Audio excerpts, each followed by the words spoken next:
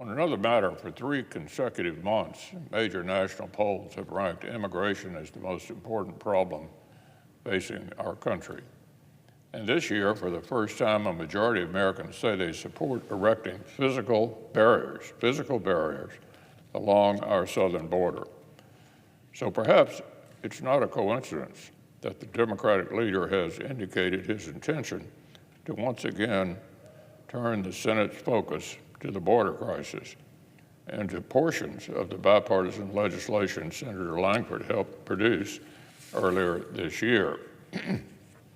But in his own remarks on the subject yesterday, my colleague from New York seemed to acknowledge what we all know: the key to securing our southern border are already in the hands that created this crisis.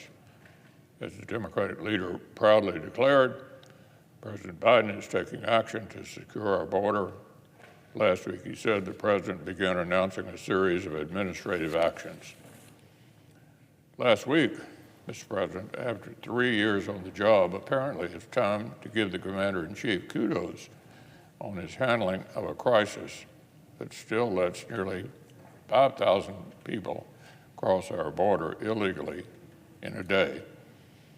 Of course, President Biden does have the authorities he needs to start rapidly undoing the damage of the historic crisis that unfolded on his watch.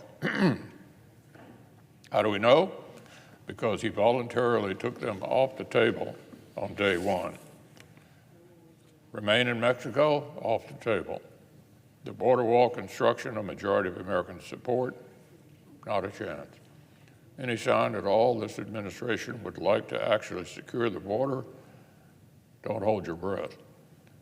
So, Mr. President, the path out of the deepening border crisis is actually not a mystery. It just requires a president who's willing to stop digging